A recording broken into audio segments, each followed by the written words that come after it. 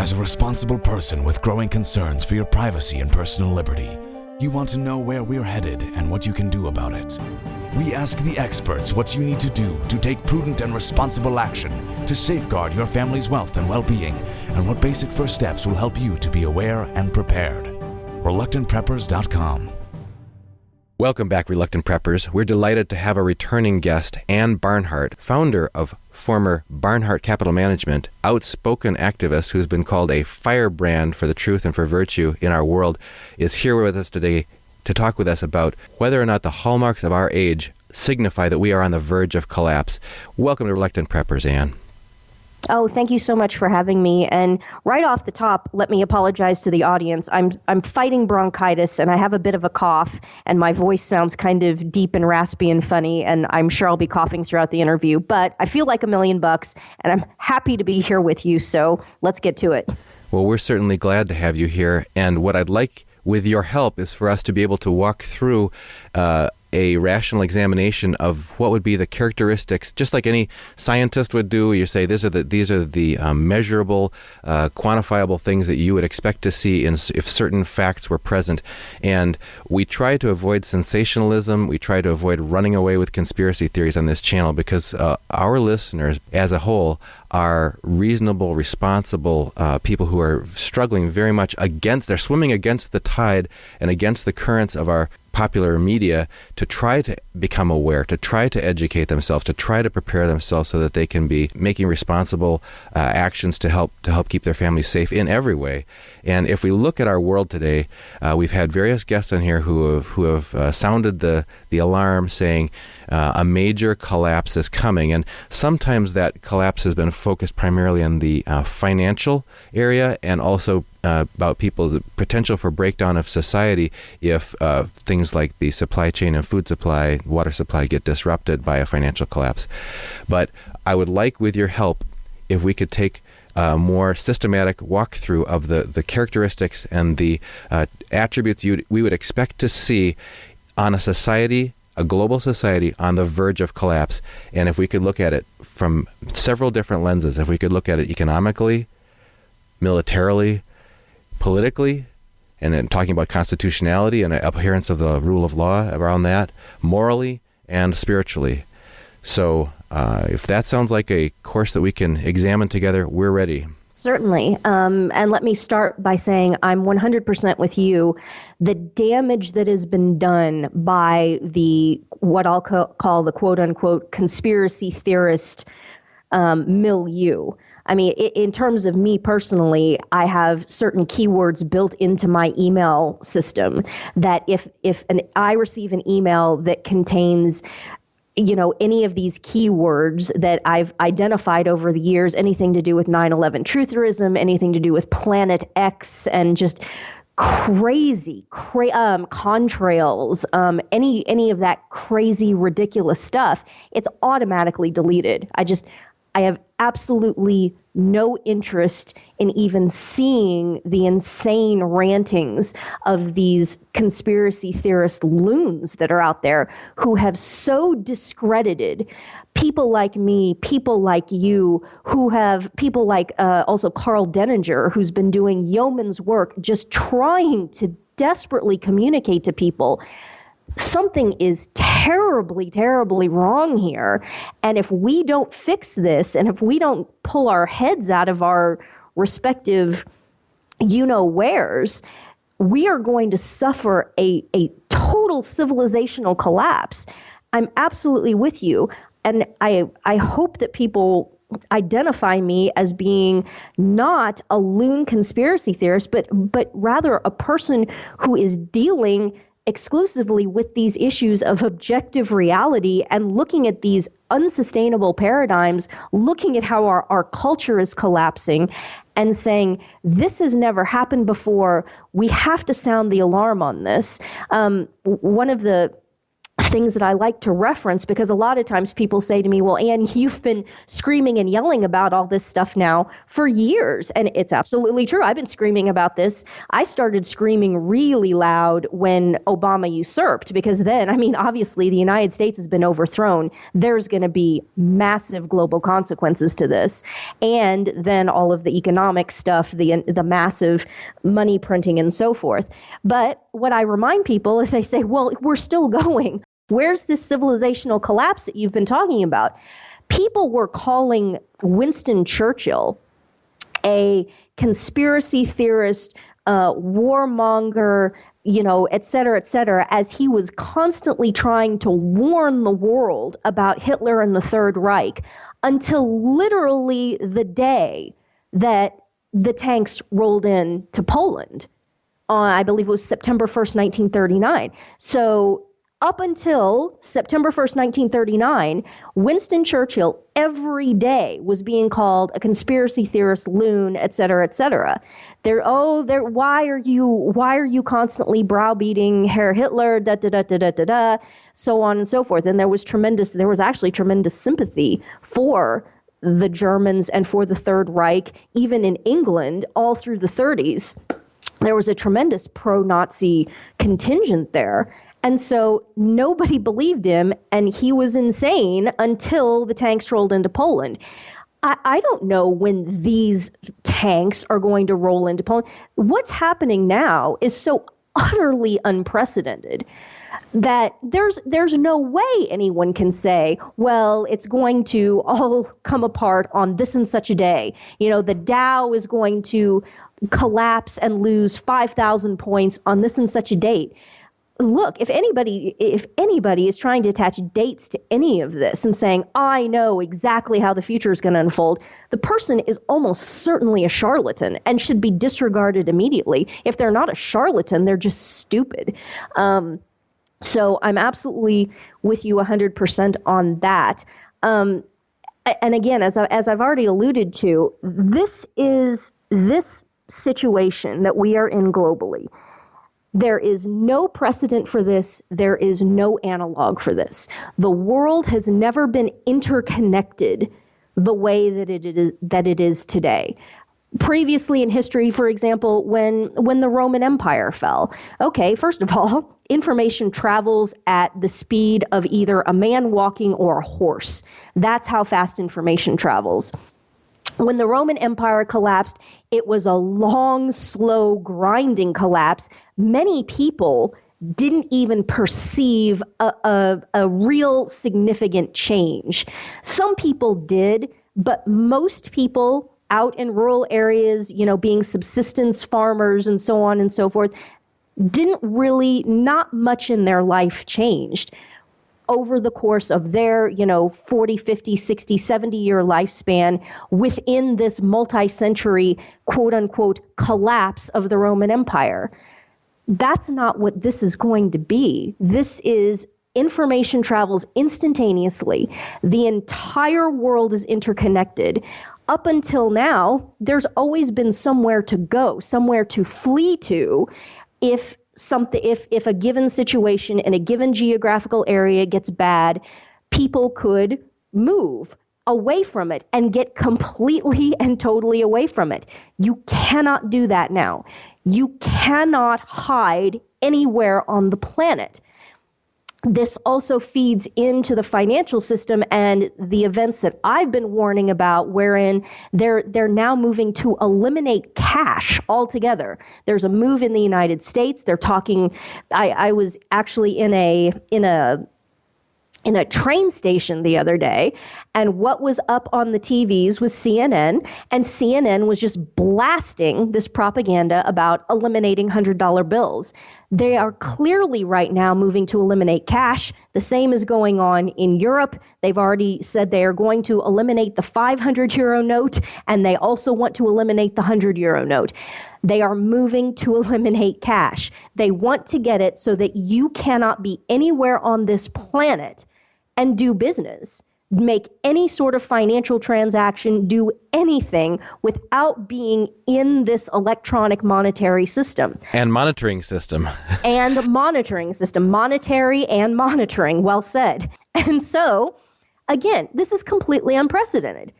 World War II, people, Jews and other people also, were fleeing out of Germany, out of Eastern Europe, fleeing and getting into the United States, getting into Canada, going into South America.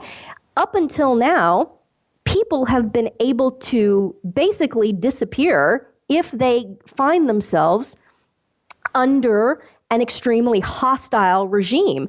People have been able to get away from that and move, by and large. In this situation, there's nothing you can do. The entire system is interconnected. You can be tracked anywhere on the planet. How can you say that we can look to history to be informed by any of this? How can you say we can look to history to be informed about economic collapses when, again, back to the fall of the Roman Empire, they're still minting coins. They debased their coinage, they debased their money, but it was still physical commodity money. This business of having this money that is basically fictional, non-existent zeros and ones on computer servers, backed by the full faith and credit of governments, which are, again, this is unprecedented as well, that are almost completely populated by diabolical narcissist psychopaths. Never before in human history has the political leadership been so thoroughly saturated with psychopaths. And before we make the full transition to political risks and instability that we're on, which we are going to do next, I wanted to keep you just for a moment, if we could, on the economic point, which you opened up for us. That idea that never before have all of the currencies of the world been based on nothing but debt. I mean, that we've had a couple of guests making that point. And it's interesting because you pointed out, not to contradict the fact that people say history has rhyme to it, and that some of the ways that society was breaking down, or that things were being driven to extremes and to excesses in past empires. They say that empires have a life cycle, and when you get to that pre-collapse stage, that you can start looking for these hallmarks of entering the collapse, the exhaustion stage of empires. So there are some of those principles, but what I hear you saying overarchingly is, people, it's not that those principles don't exist. It's not that we aren't walking down some of those paths. It's that our world has changed so fundamentally from the instantaneous, the connectedness, the lack of privacy, the lack of anonymity, etc., that things can happen on a convulsively faster, instantaneous basis. And so things are going to be so much different now. You've never seen the likes of what can happen now from the past, because things are so different. Absolutely, yes. And I think the analogy, and I've made this analogy many times before, is to think of it as like a 747, a jetliner, okay?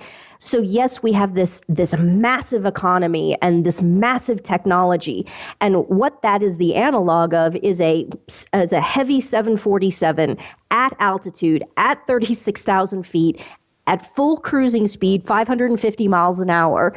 You have a tremendous amount of inertia. Okay, the world economically, not only because of the population, but because of the size of the economy and the productivity and what technology has enabled us to do and to produce, that we have this massive, massive economic and cultural inertia. But the other side of that is that when you are a 747 and you lose all of your engines and you lose your rudder and you lose your hydraulics, you can't just you can't just set it down, glide in and set it down in the nearest available cornfield.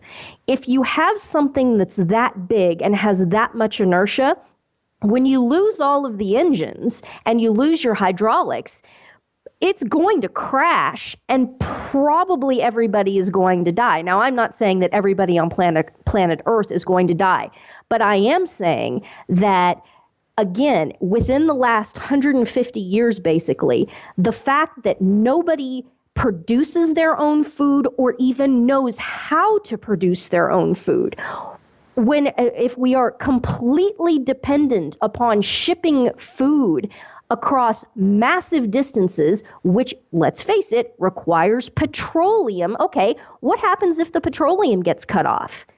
How do you feed these people?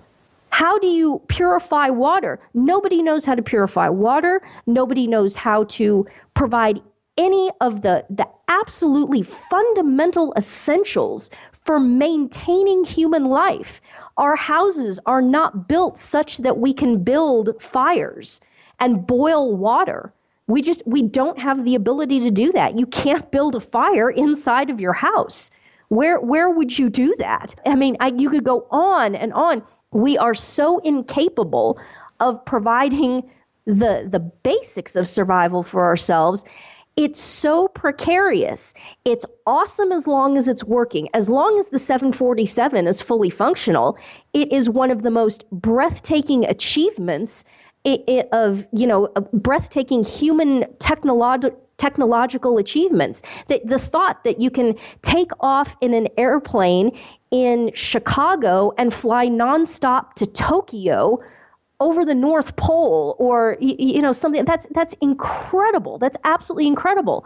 But if everything isn't working perfectly, much less if there's some sort of a mechanical catastrophe, it's going to end very, very badly. So there's always this give and take. That's how we are societally, economically, culturally. We had massive inertia, and now there are major, major mechanical malfunctions.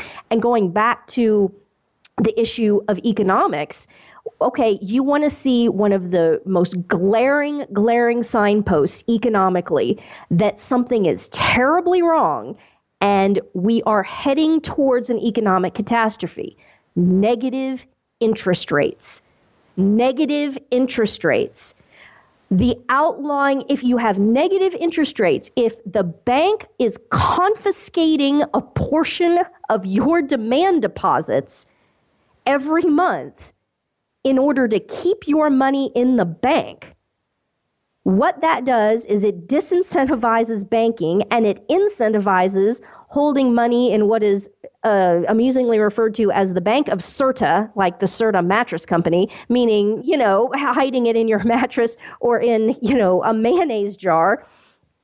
Okay, the only way that the government, that the banksters, the oligarchy, the only way that you can keep people, forcing them to keep money in banks, in their system where they can control it, is if you outlaw cash. I saw this coming years ago. It's logic. How can they maintain control of the populace and maintain control of the financial system if they have to go into a negative interest rate situation in order to keep that debt pumping? And then how are you going to control people if everybody's dealing in cash? Well, you have to outlaw cash. And here we are right now. It's happening. It is happening. You can't, for me, when I declared my tax strike, and I've recounted this before, but one of the things that I was looking at is, okay, how am I going to rent an apartment? How am I going to do anything if I can't keep any money in a bank account? I can't work above board. I can't work over the table. I can only work under the table and be paid in cash. But wait a minute, you can't pay your rent on an apartment rental in cash anymore. You can't pay your bills in cash. You can't do anything in cash. What the heck am I going to do? And so what I was looking at for a while is buying a big SUV with cash, which I did, and then buying a travel trailer, and living in the travel trailer. Something else worked out, another option came to me, but that was initially what I was thinking of doing, because you can't go to an apartment complex anywhere. You can't legally rent anything.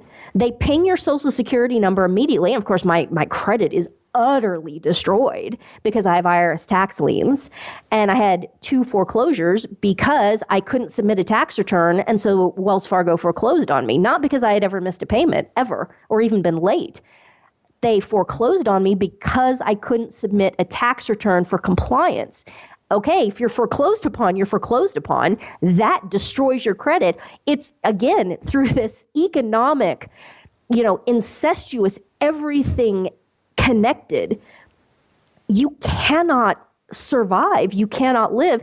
Now they're just going after the very, very last remnants of this, and they want complete, total control, complete, total ability to track people at all times. And what that requires is outlawing cash. Cash is the last obstacle. And it was very interesting when I was watching the CNN propaganda. The argument that they were making is that $100 bills and cash are dangerous because drug dealers and criminals do business in cash. Well, you know what? So do honest, hardworking people. That's right. The other 99% of the economy, right? Exactly. So, but there was all this fear mongering. We have to do this to protect you. We have to do this to protect our society. How about, I don't know, building a wall across the Mexican border so that armies, literal armies, mercenaries, invasion, colonizing forces are not streaming across the southern border. Spare me your lies about wanting to protect the people. I mean, please, I don't know. I'm sure I'm preaching to the choir here, but man, if there's anything to go to war over, if there's anything to start lodging mass protests, I've advocated for a while doing blockades in the major cities of the interstates and so forth. It's this business of trying to outlaw cash. If there's anything so far that's happened that's screamed out for civil disobedience up to the point of things like blockading interstates and protests like that, it's the outlawing of cash. If you allow them to do that, frankly, you deserve whatever you get. And it does take away huge areas of people's freedoms and privacy and ability to transact with each other, to provide for their family. And you mentioned sort of the contrast of, we're doing this for your own good, but meanwhile leaving you completely exposed. So if we could turn the attention in that regard to military, what would it look like in a precarious, high-risk situation prior to a collapse militarily on a global basis? And are there things that we're seeing, signs of the times going on, whether it's from ISIS or nuclear Iran or North Korea ICBM tests or militarization of police? What do you consider to be the key destabilizing or high-risk areas militarily right now?